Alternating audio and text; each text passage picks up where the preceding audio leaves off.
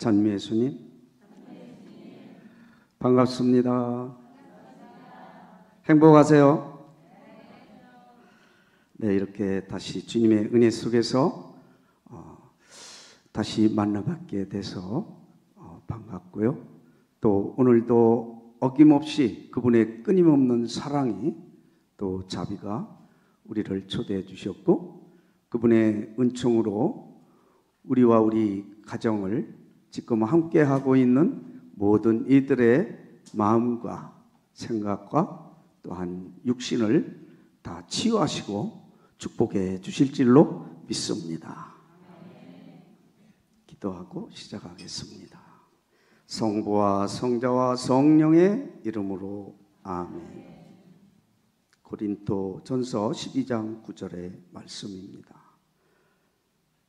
어떤 이에게는 한 성령 안에서 병을 고치는 은사가 주어졌습니다.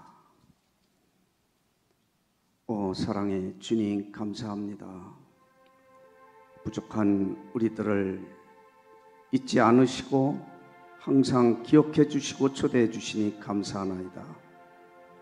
오늘도 주님 안에서 주님의 뜻대로 주님의 능력으로 이 거룩한 시간을 보내려 하오니 주여, 당신과 같이 봉사하고 말씀을 전하고 증거하고 또한 치유를 본받아 주님 나라의 영광을 올릴 수 있도록 하여 주시옵소서.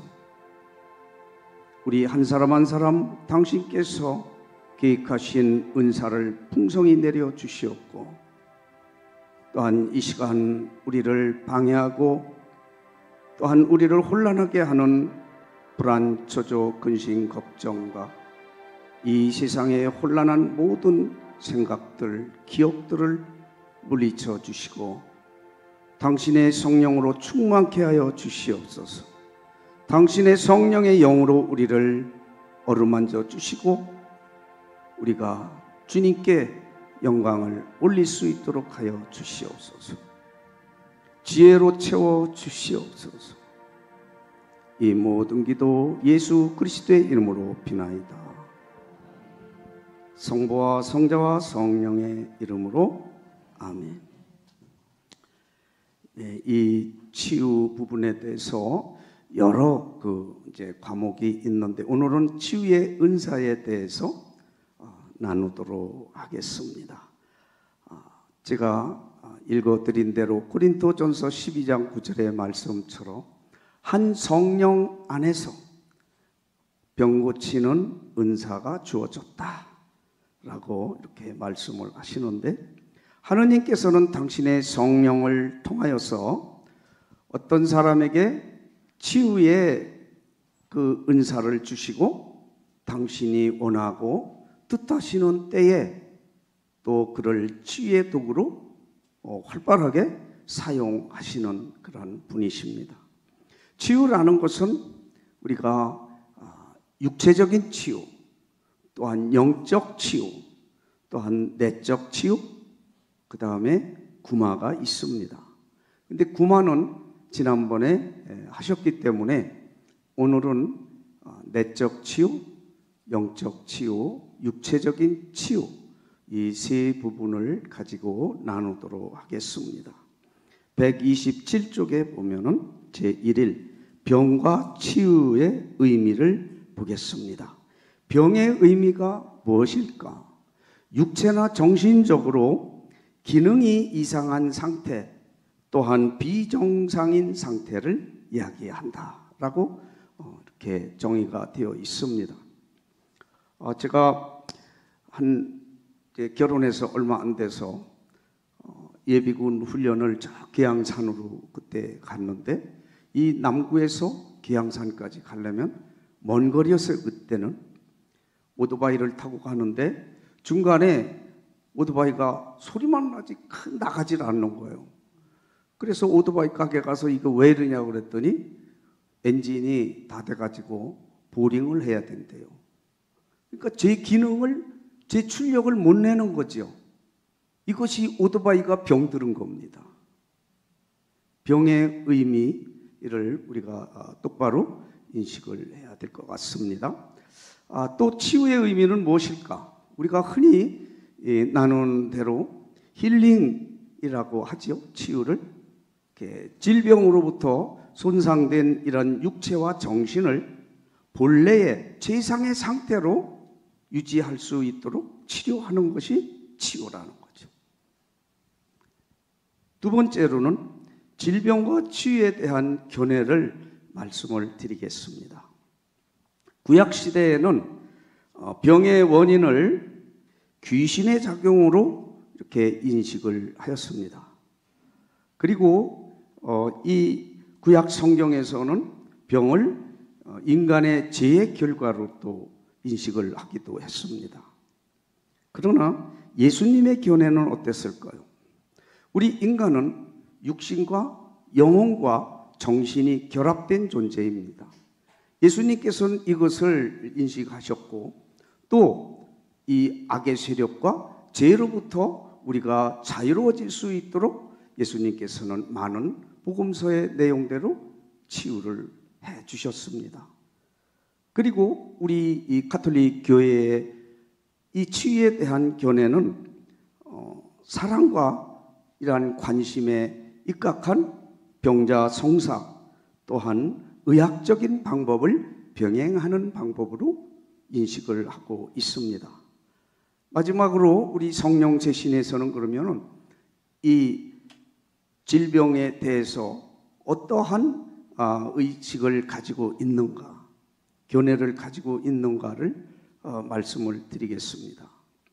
우리 이 성령 세신에서는 예수님의 견해와 우리 가톨릭 교회의 그 견해 플러스 우리는 은사가 있기 때문에 은사적인 측면, 은사를 거기에 이제 추가해서 이렇게 견해를 갖게 됩니다. 그래서 종합을 해보면은 병자 성사, 기도, 치유 은사 활용, 그 다음에 이 의학적인 방법, 이것을 종합적으로 활용하는 그러한 방법으로 우리 이 성령 세신 봉사에서는 갖고 있는 견해입니다.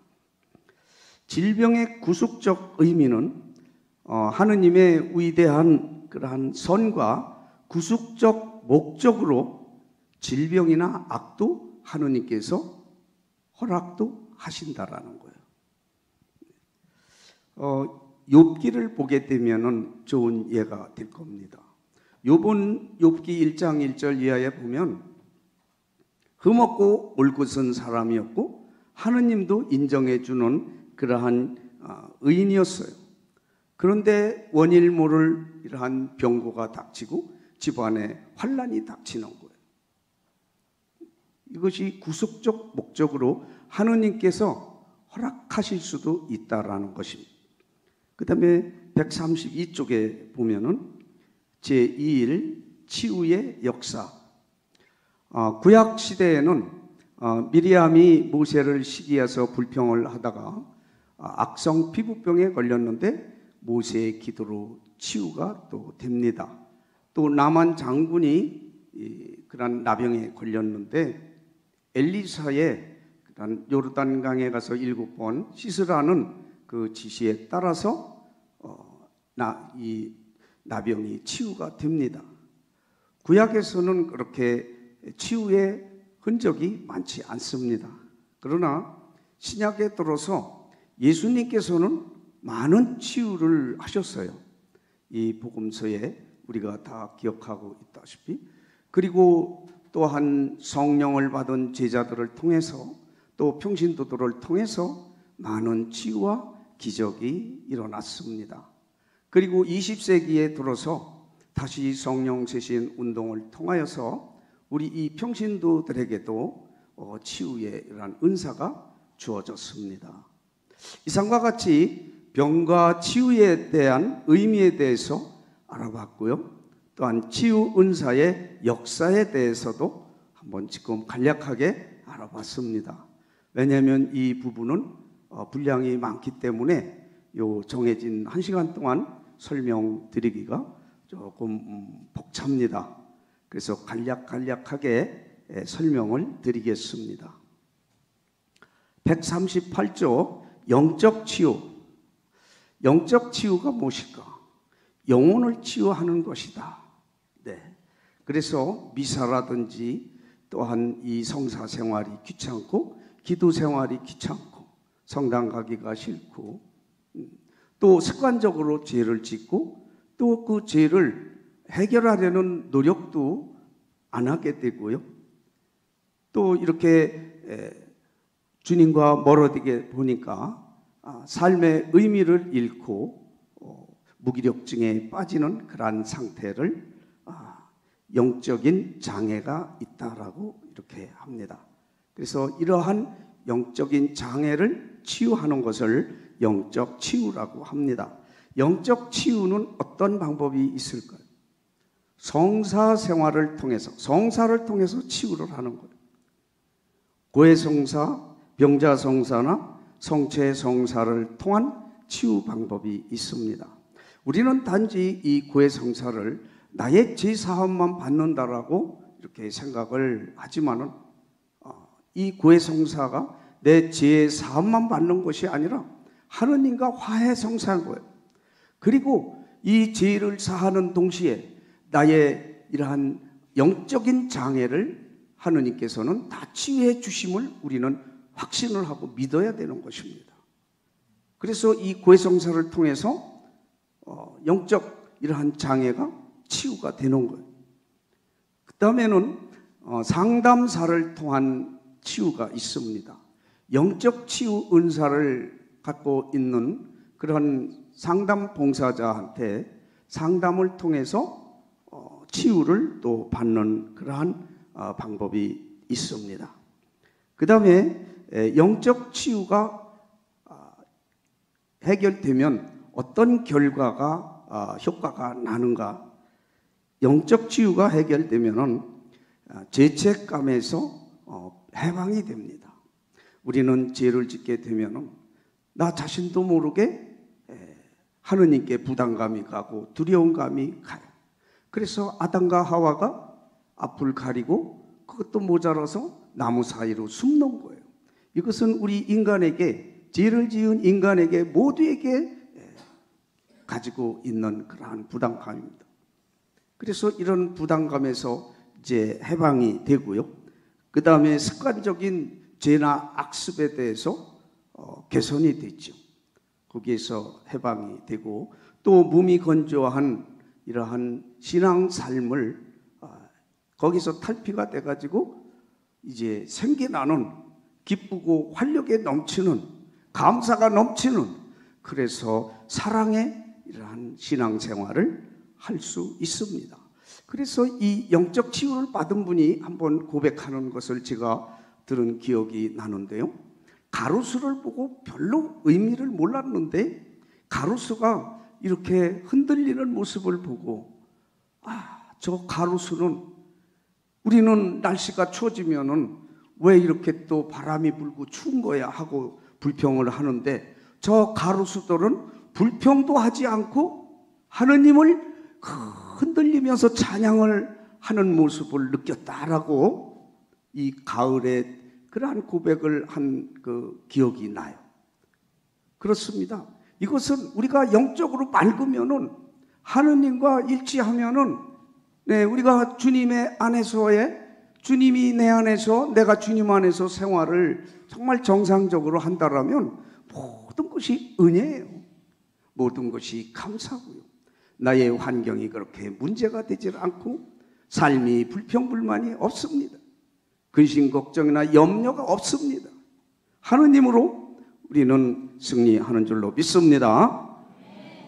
그 다음에 영적 치유 후의 조치는 그러면 어떻게 해야 되는가? 치유 후의 문제가 그러한 관리가 참 중요합니다.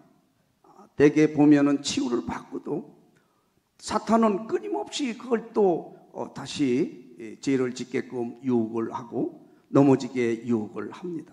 거기에 넘어지게 되면은 다시 또 전의 모습으로 더 안 좋은 모습으로 돌아갈 수가 있기 때문에 규칙적인 성사 생활을 충실히 해야 된다라는 거죠.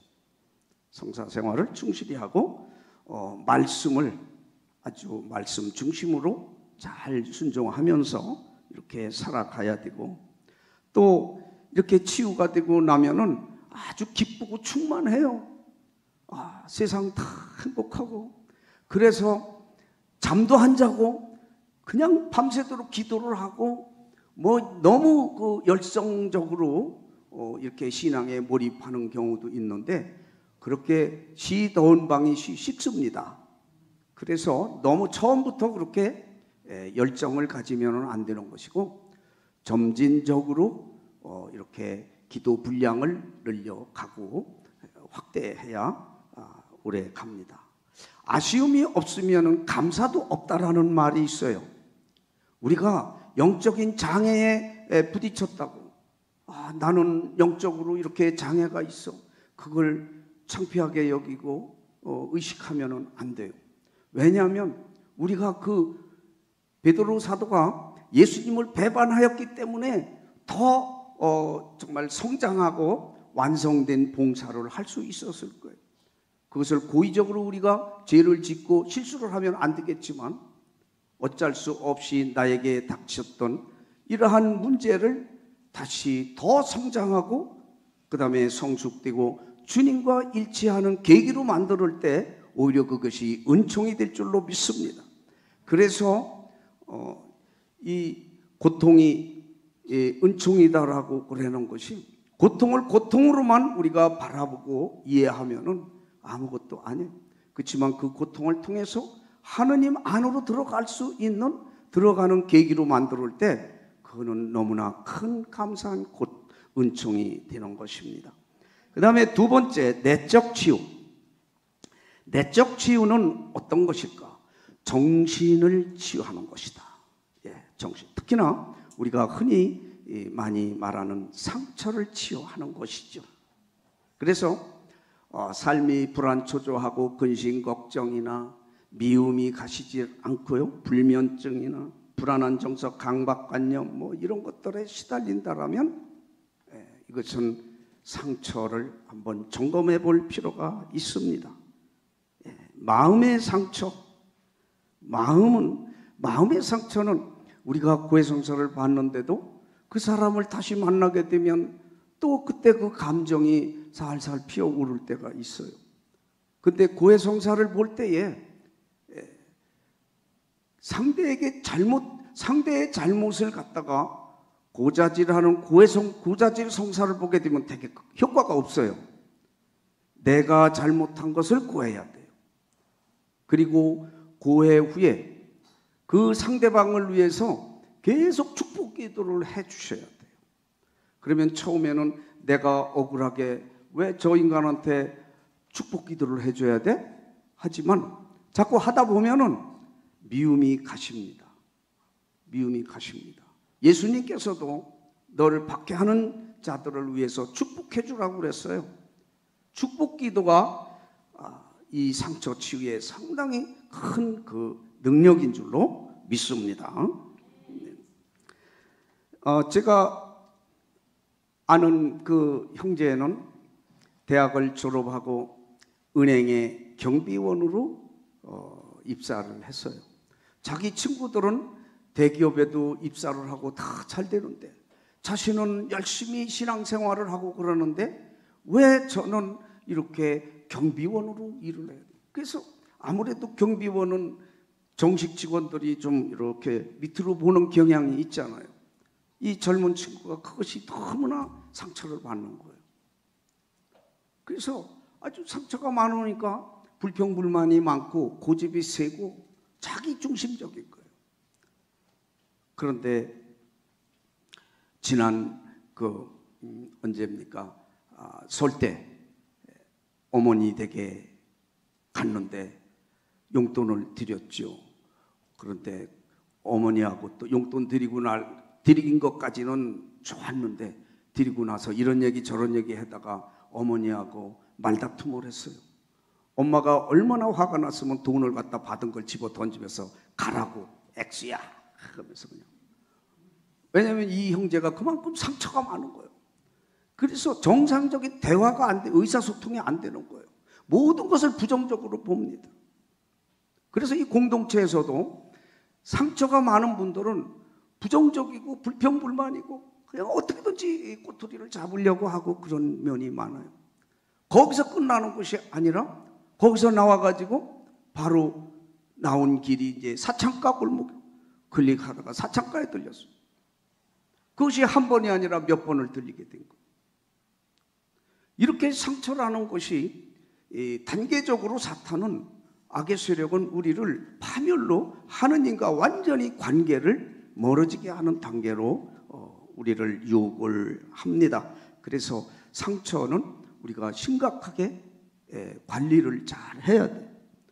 그 다음에 이 기억의 치유, 이 부분은 제가 한번 말씀드린 적이 있을 것 같은데요. 결혼을 앞둔 그 자매 아버지가 걱정이 태산 같은 거예요. 왜냐하면 이 딸이 중학교 3학년서부터 가끔씩 자기 비위에 안 맞으면 그냥 집안을 다 둘러엎어요. 이것을 아버지도 못 당해. 너무 힘이 세가지고 눈이 막 빛이 번쩍번쩍 나고 눈이 돌아가고. 근데 이제 약혼하고 결혼식이 며칠 안 남았는데 저것이 결혼해서도 저러면은 이혼당할 텐데 어떻게 해야 될까?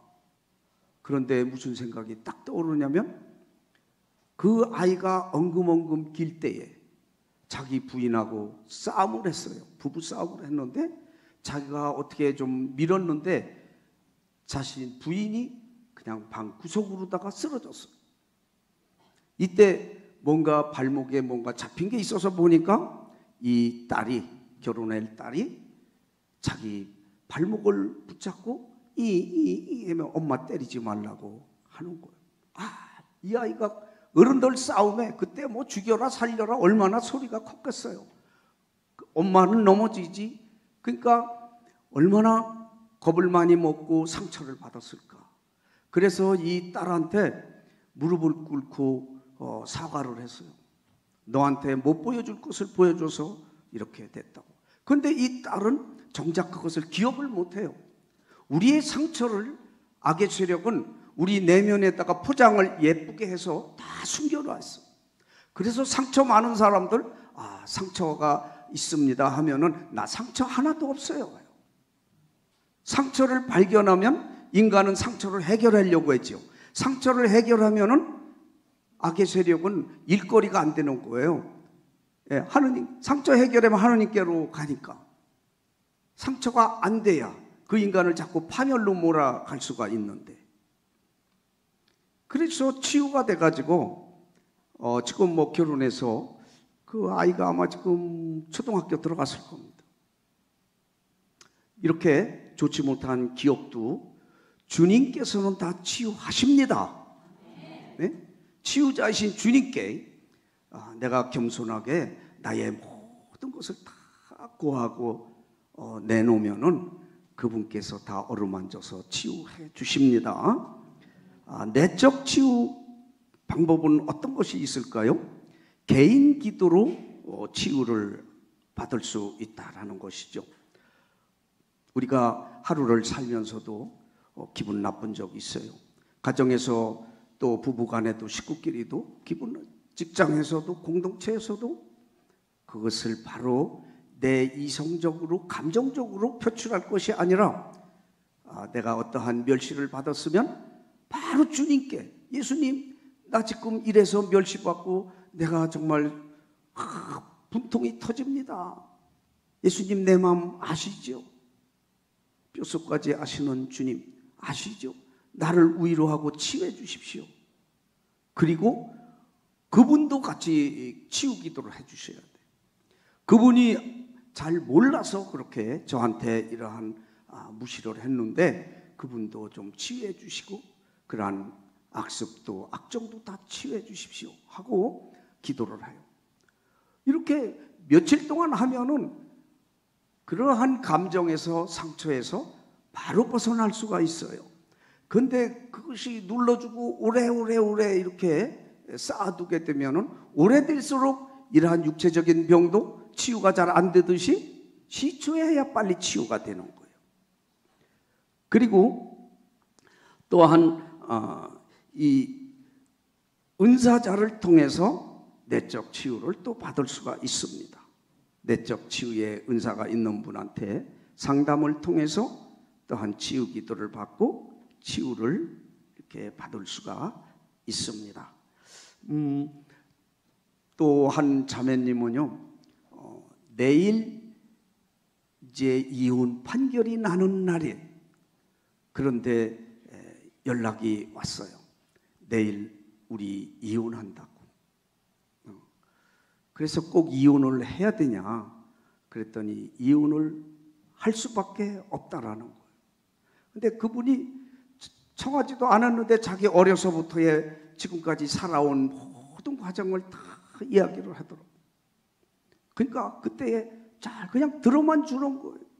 우리가 상대방 이야기를 들을 때 예수님 지금 아무개가 지금 이런 이야기를 털어놓는데 예수님 당신이 직접 들으세요.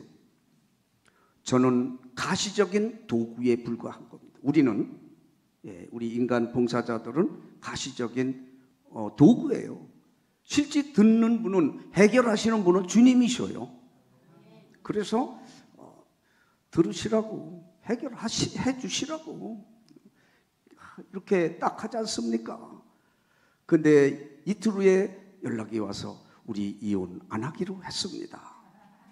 그러면서 지금 커피숍 차려서 아주 잘 살아요. 남편은 직장에 다니고 이렇게 잘 사는 모습을 보면서 우리 모두는 주님을 거치지 않고는, 치유자이신 주님의 손을 거치지 않고는 올바른 이 세상에서 삶을 살아갈 수가 없다라는 거예요. 영원한 삶, 영원한 시간에 비하면 이 세상에서 70년, 80년, 90년 사는 거는 뭐 별 볼 일 없는 짧은 시간인 거예요. 그 짧은 시간도 주님의 손을 거치지 않고 주님과 함께하지 않으면 우리는 제대로 살아갈 수가 없습니다. 그리스도인은 죄를 짓지 않고 어떠한 실수를 저지르지 않고 이러한 영적이나 육적으로 내적으로 장애에 걸리지 않는 것이 아니라 계속 주님으로부터 애프터 서비스를 받으면서 살아가는 것이 그리스도인이라는 것이죠. 네. 또한 상담 후에 어떻게 관리를 해야 되는가? 치유를 받고 나서, 이 내적 치유를 받고 나서 빌립보서 2장 5절의 말씀처럼 우리가 예수 그리스도의 마음을 간직해야 돼요. 모든 이러한 세상에서 장애는 예수 그리스도의 마음에서 벗어났기 때문에 문제가 되는 거예요. 예수 그리스도의 마음을 우리가 살고 간직한다라면 문제가 안 됩니다.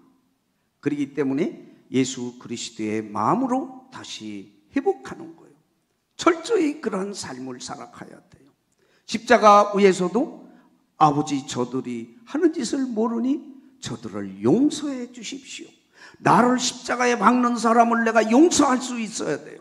사랑할 수 있어야 돼요.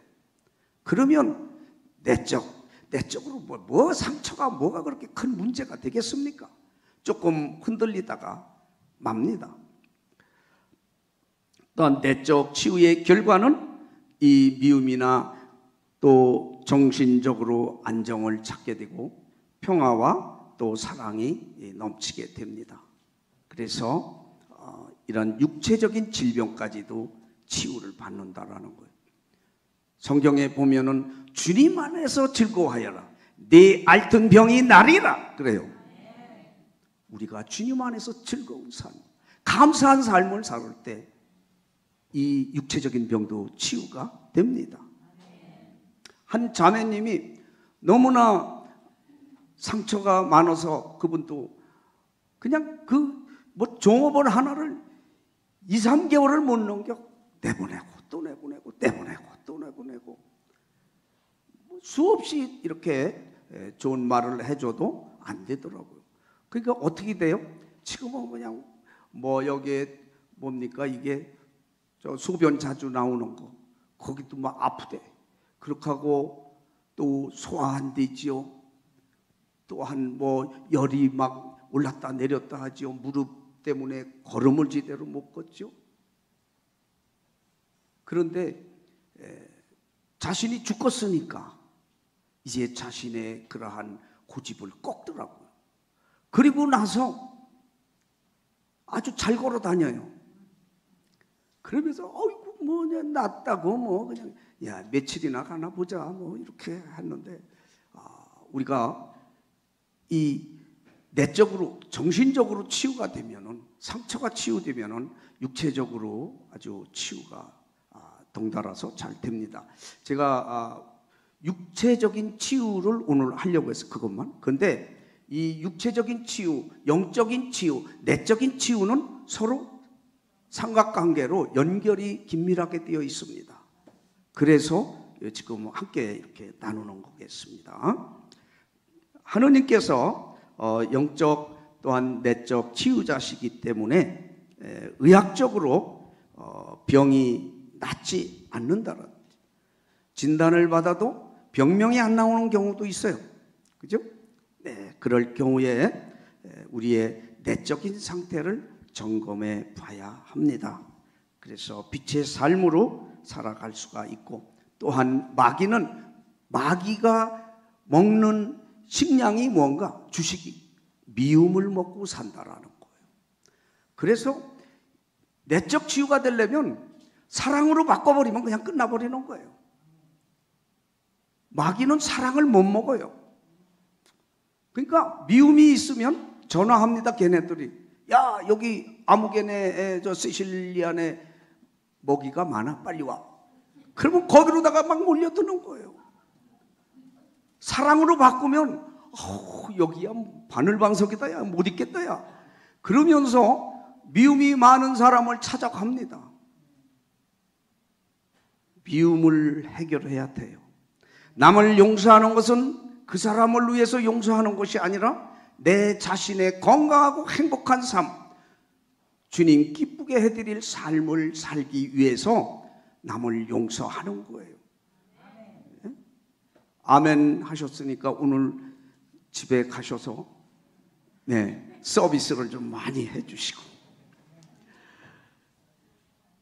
제4일 애적 치유. 애적 치유에 대해서 말씀을 드리겠습니다. 애적 치유란 건강한 삶을 방해하는 신체적 질환을 고치는 것입니다. 건강한 삶을 방해하는 이 신체적인 병을 치유하는 것이 애적 치유라. 애적 치유의 원인이 있습니다. 첫째는 영적인 원인, 지금까지 말씀드린 영적인 원인, 내적인 원인이 있어요. 그리고 물리적인 원인이 있고 또 악의 영향이 있습니다. 네 가지에 의해서 이 육체가 병드는 것입니다. 첫째, 영적인 원인은 민수기 12장 10절에 보면은 미리암이 모세를 불평불만하다가 나병을 걸렸죠. 그리고 치유를 받는데 우리가 죄를 짓게 되면 서두에서도 잠깐 말씀을 드렸지만은 자꾸 이렇게 하느님을 두려워하게 되고 염려하게 되고 그래서 자동적으로 마음과 영혼과 육체가 병들게 돼요. 그리고 내적인 원인으로는 이 자매는 직장에서 한 10년을 이렇게 직장 생활을 하던 자매인데 직장도 뭐 그냥 괜찮은 이러한 직장 생활을 하던 자매인데 이 몸에 홍역하는 것처럼 전신이 붉은 반점이 쫙 깔아져. 그리고 손바닥이 노랗고 얼굴이 황달린 것처럼 노래. 누가 보면은 황달이라고 그럴 거예요. 제대로 걸음도 비실비실 거려요. 이렇게 보면은 뭐 병 주머니 같이 봐서 보여요. 이렇게. 그런데 이 자매님의 그러한 이야기를 들어보니까 그 직장에서 그렇게 모사꾼이 있어요. 어디 가든지 한 명 정도는 그런 사람을 하느님께서는 이렇게 골고루 박아주셔요. 그 모사꾼이 윗사람한테 자꾸 이렇게 억울한 말을 하게 하고, 그래서 그 직장에서 자신을 왕따를 시키고 그렇게 10년을 이렇게 살아온 거예요. 그래 열심한 이러한 신앙생활을 하다가 보니까 그걸 어떻게 표출도 하지도 못하고 그저 마음에 그냥 차곡차곡 꽉 이렇게 간직만 했던 거예요. 그것이 쌓였던 거예요.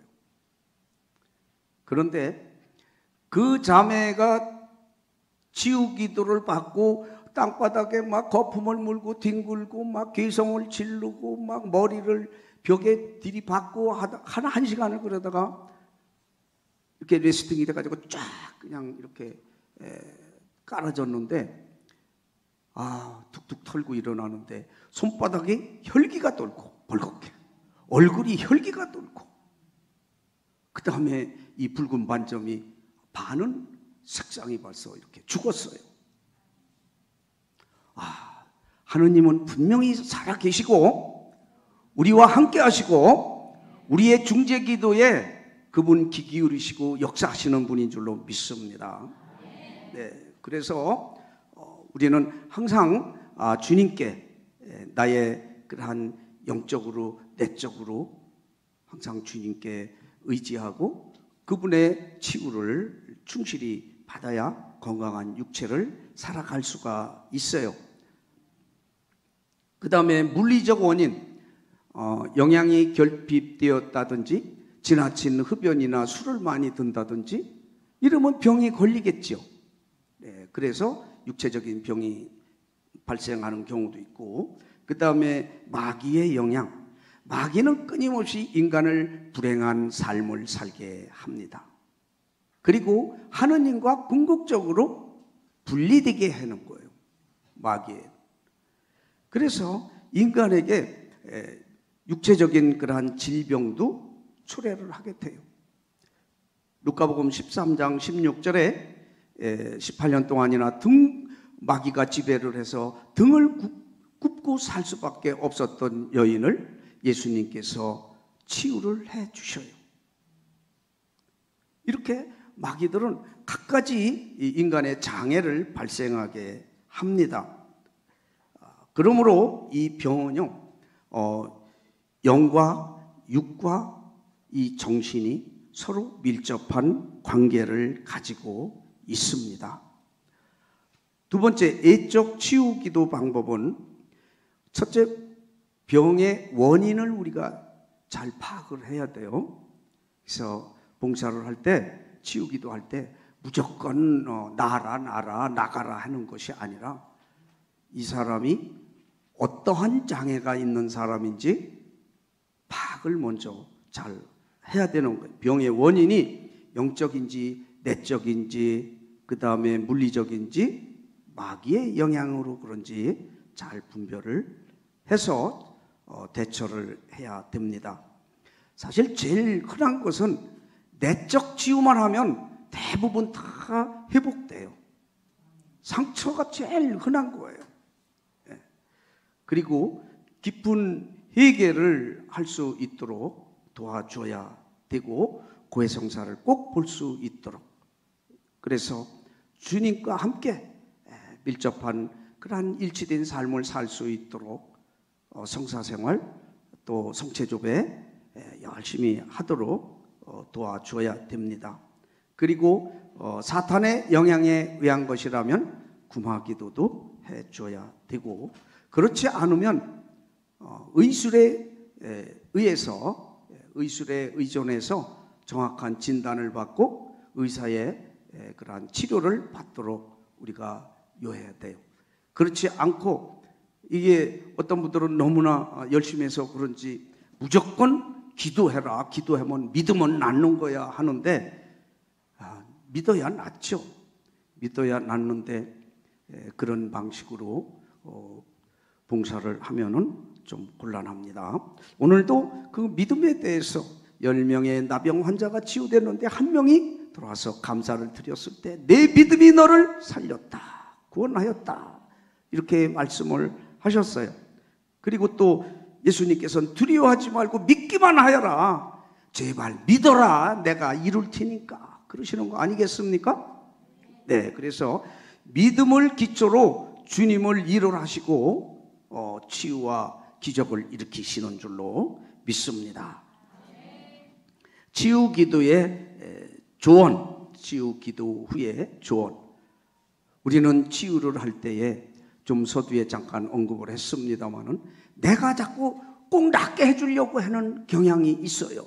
그리고 내가 뭘 자꾸 조언을 해주고 가르쳐주고 이러려고 하는데 절대 내가가 들어가면 안 됩니다. 내가가 들어가면 안 되고 성령께 예민하게 나를 이렇게 연결을 해야 돼요. 그러면 성령께서 말씀을 주셔요. 나도 모르게 어떤 짤막한 말이든 긴 말이든 이야기를 해주게 될 때 그것이 아주 지켜약이 돼버리는 거예요. 하느님을 통해서 나온 말이 그것이 능력이 있는 것이 인간인 내가 뭘 자꾸 이렇게 타일러 가지고 조언을 한다고 그건 별로 효과가 좀 약효가 떨어집니다. 그래서 항상 들어줄 때도 또 조언을 할 때도 성령께 예민하게 이런 귀를 기울이고 그분의 뜻대로 우리가 봉사를 해야 합니다. 제가 기억나는데요. 이제 강사 신부님이 오셨어요. 강사 신부님이 오셨는데 신부님 오늘 미사 후에 안수도 좀 부탁을 드립니다. 그랬더니 알았습니다. 다 그랬어요. 근데 신부님이 미사 후에 오늘 안수는 없습니다. 그러면서 그냥 퇴장하시고 가셨어요. 속으로 분명히 부탁을 드렸는데 왜 그러셨을까? 그런데 신부님은 성령의 그러한 목소리를 들으신 거예요. 이거 오늘 안수 아니다. 그러시기 때문에 안수 안 하신 거예요. 부탁을 받으셨는데도. 그런데 이것을 모르면 왜 안수 부탁했는데도 안수도 안 주셨을까? 이렇게 염려할 수도 있습니다. 우리는 항상 살아가면서 주님의 음성을 자꾸 들으려고 해야 돼요. 그래서 수시로 바뀌어요. 성령의 그러한 음성을 들어가면서 우리가 봉사를 하면요, 어떠한 일관적인 것보다도 수시로 바뀌는데 그것이 은혜가 돼요. 능력이 되고. 또 치유 후에 예를 들어서 술을 많이 들어서 위장이 안 좋았던 사람이 치유를 받았다면 이제 술을 끊어야 되겠죠. 더 이상 그러한 술을 들으면 안 되겠죠. 이제 그런 거 정도 이렇게 이야기를 하죠. 지난 삶을 다시 반복하지 않도록 또 깊은 회개와 또한 이 계속 반복되는 것입니다마는 주님과 일치하는 그러한 성사 생활을 열심히 하라고, 그리고 항상 감사와 믿음으로 살고 이웃과 사랑으로 예수님 마음으로 살아가라고 이렇게 기도도 해줘야 돼요. 그냥 상담하고 치우기도 했다고 그 사람 그냥 지나가는 사람처럼 여기면 안 되는 거예요. 우리 봉사하는 분들은 그런 분들을 위해서 계속 기도를 끊임없이 해줘야 돼요. 그래서 목회로 이렇게 전체 통합해서 제가 제 기도가 필요한 분을 위해서 기도합니다 하고 54일 9일 기도를 계속 끝나면 또 하고 끝나면 또 하고 이렇게 계속 기도를 해줘야 되는 거예요. 내가 기억하지 못한 사람, 기억나는 사람까지도 주님은 다 알고 계시니까. 네. 그리고 이웃과 가족의 치유. 사실 상처를 나는 안 준다고 생각을 합니다. 상대방이 나한테만 상처를 준다고 그랬지요. 내가 주는 상처가 사실 더 많고 내가 먼저 상처를 주었기 때문에 상대방이 나한테 상처를 주는 거예요. 그래서 알게 모르게 주고받은 이러한 상처들 위해서 서로 기도해야 돼요. 예, 기도하셔야 되고, 또 특히나 요즘 보면은 자녀들의 그러한 문제, 너무나 많은 가정에 30, 40, 50 된 이 자녀들이 결혼도 못하고 취직도 못하고, 또한 취직을 해도 2, 3개월 지나면은 그냥 그 직장 또 그만두고 나와요. 대인 관계가 안 돼요. 상처 때문에 그래요. 범인은 부모님들이 범인이에요.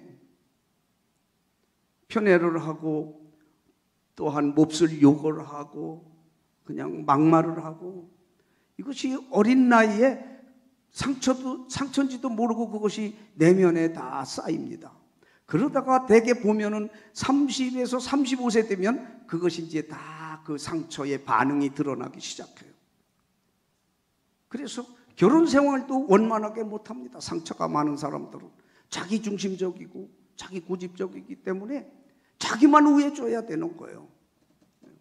요새 나를 우애줄 사람이 누가 있습니까? 하느님밖에 더 계세요? 근데 하느님께 의지하지는 않고 그죠? 그러니까 서로 마음이 안 맞아서 못 살겠다. 그렇죠.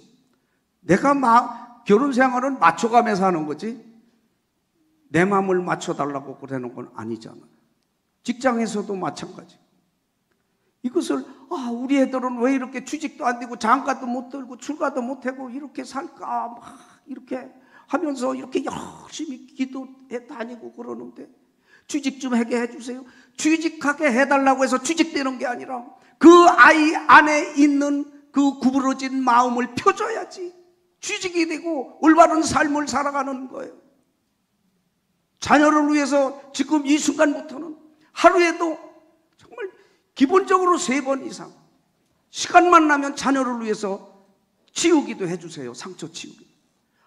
제가 우리 아이들한테 이런 얘기했고 이렇게 때렸고 이렇게 구타했고 뱃속에 있을 때 이 아이를 내가 때리려고 이렇게 병원에 갔었고 태중의 아이도 상처를 받거든요. 태중의 아이도 상처받아요. 그런 것을 자꾸 기도를 해주세요. 그러면 이 아이들이요, 화초가 가물음에 시들다가 물을 주면은 쫙 잎이 펴지고 생기를 찾죠. 그렇게 됩니다. 분명히 됩니다. 분명히 됩니다. 저도 우리 이 성령 봉사하기 전에 꼬마들 요만한 거 끼울 때 막 그냥 남자애들만 둘이라 막 욕을 하고 뭐 남자애들 그렇잖아요. 막 그러면 이렇게 했는데 이 성령 봉사를 하면서 지금까지 계속 기도를 하루에도 아마 적어도 3번 내지 하루에 뭐 10번 할 때도 있을 거예요. 하여튼 주님과 만날 때면 계속 아이들한테 기도를 해주니까. 그러니까 아이들이 자유로워지고 확 피더라고. 이게 벌써 이렇게 딱 보면은 그 기운이 보이잖아요. 느껴지잖아요. 자녀가 잘 되기를 바라시면 자녀들에게 내가 끼쳤던 상처를 계속 치유 기도를 해주셔야 돼요. 그러면은 잘 풀릴 겁니다. 주님이 이리저리 구부러진 자녀들의 마음을 똑바로 펴서 행복한 삶을, 성공한 삶을 살 수 있도록 이끌어 주실 거예요. 제6일 치유 은사를 받아 사용하고 성장하는 방법. 치유 은사를 받는 방법은 마르코복음 16장 17절의 말씀처럼 너희는 믿는 이들에게 내 이름으로 마귀를 쫓아내고 이상한 언어로 이렇게 기도를 하고 병자들에게 손을 얹으면은 어떤 병이든지 다 날 것이다.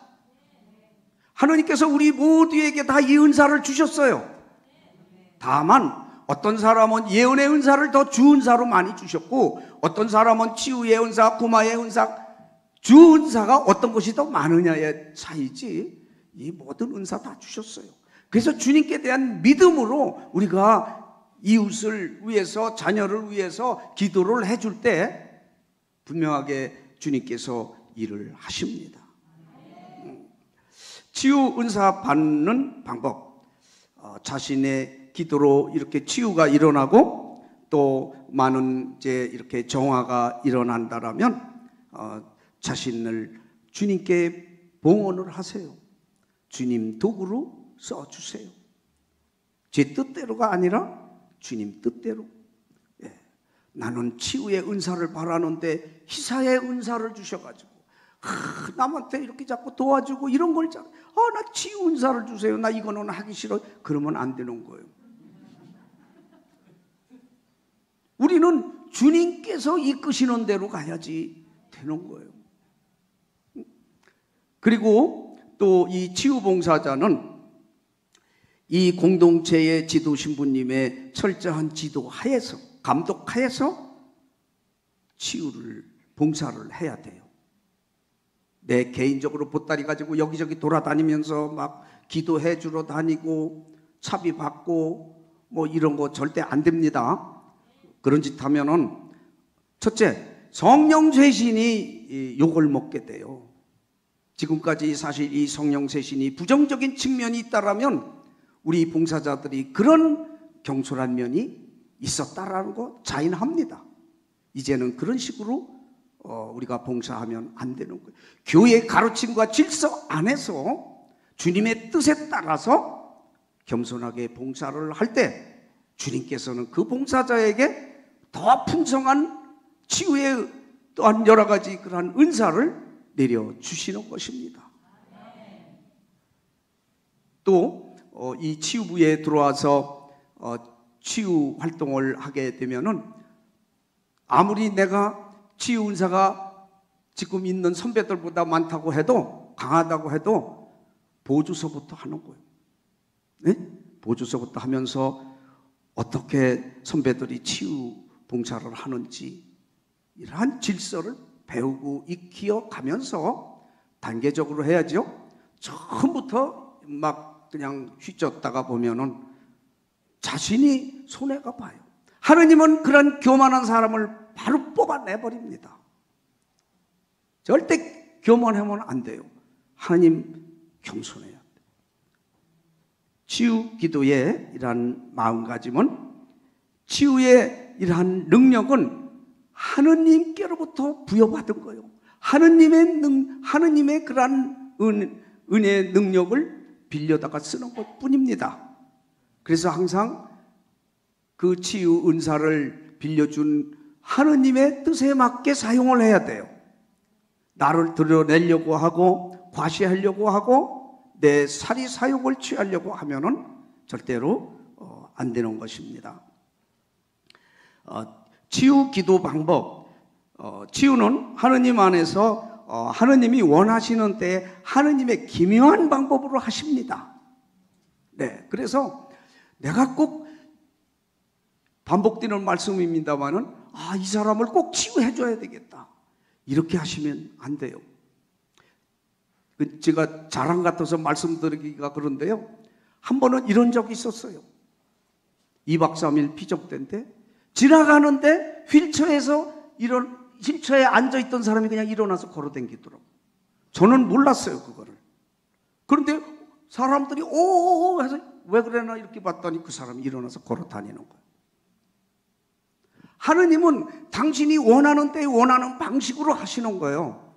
내가 이 사람을 어떻게 치유해 주려고 하고 어떻게든지 뭐 드러내려고 하는 거 절대 그렇게 하시면은 안 되는 것입니다.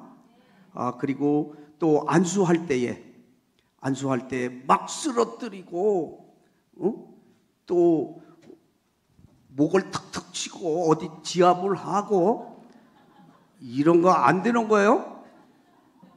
한번 이런 적이 있어요.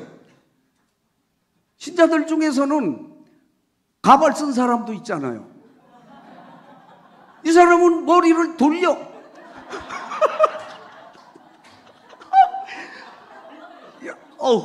뒤에서 보조 안수했던 봉사자들이 막 웃고 난리가 나서 왜 그러나 봤더니 가발이 벗겨서 나간 거야. 우리는 가시적인 도구기 때문에 하느님이 안수하시고 축복하시고 치유하시고 위로하시고 뭐 눈물도 나게 하고 뭐 이렇게 하는 겁니다. 예? 그걸 어떠한 이상한 방법으로 뭐 그냥 허리를 치고 뭐 어디를 머리를 치고 고개를 치고 해서 손 펴졌다. 펴지긴 뭐가 펴져? 그 다음 주에 보면은 또 마찬가지죠. 그런 식으로 하면은 옳지 못한 방법이라는 거 그리고 또 막 눈물을 흘리고 또 소리를 지르고 지저분한 것이 막 나올 때도 있습니다. 특별한 지장이 없는 한은 그런 게 다 나와야 돼요. 계속 어떤 사람은 1년, 2년씩 계속 나오는 사람들이 있어요. 그러면서 이제 하느님의 그러한 치유의 광선이 들어가서 조금씩 치유가 되는 거예요. 그래서 그것을 보조하는 봉사님들은 그런 걸 다 뒤처리도 잘 해주셔야 돼요.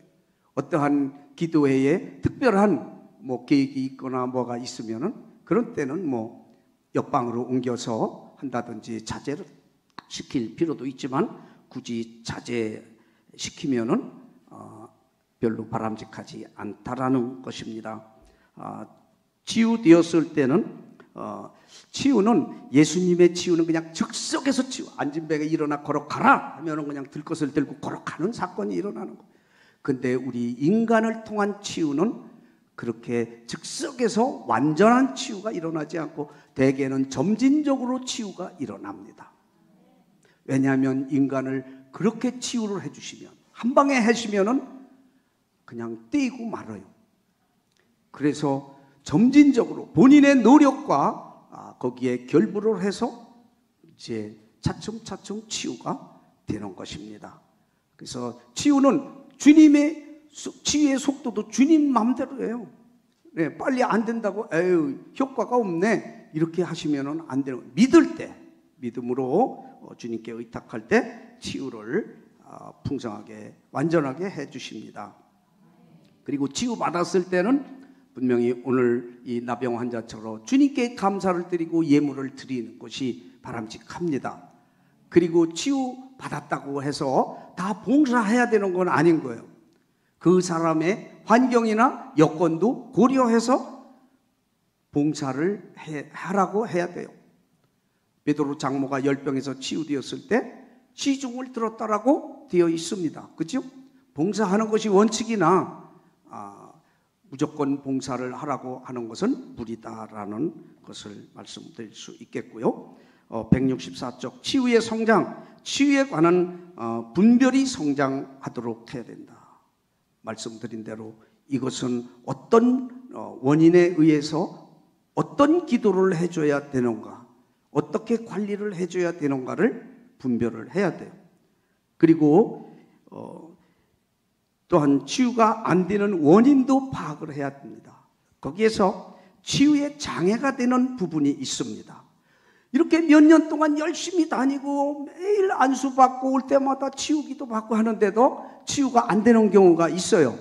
그것은 화해하지, 회개하지 않고 주님의 마음을 품지 않고 계속 미운 감정을 가지고 있는 사람은 아무리 안수받고 기도를 받아도 효과가 없습니다. 물론 하느님께서 억지로 치유하셔서 뭔가 깨닫게 해주실 수도 있겠지요. 여기는 보편적인 이렇게 대략적인 예를 말씀을 드리는 거고요. 또 자신이 건강관리를 소홀히 해서 저 위장병이 있었는데 치유받았어요.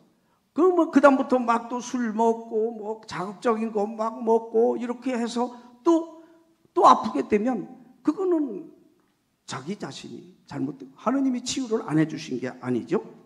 그리고 이렇게 기도나 신앙생활을 하지 않는 거, 치유받고 나서 이제 신앙생활의 온도가 떨어지고 제대로 이렇게 기도 생활을 안 하는 경우, 그리고 병자 성사를 거부하거나 가톨릭에서 베푸는 이러한 성사나 기도를 인정하지 않을 때, 또 한 가지 유익한 병고가 있는데 이것은 아무리 기도를 해도 낫지 않는 경우가 있습니다.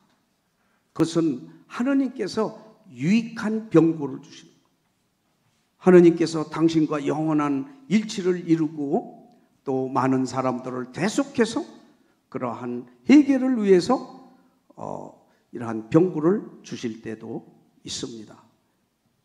이 한 자매가 너무나 고통이 심해서 마약을 먹어야 통증이 좀 가라앉는 자매가 있었어요. 그런데 그 자매를 이렇게 오랫동안 전화로 기도를 해주고 뭐 이렇게 하는데도 낫질 않고 더 죽겠다고 해요.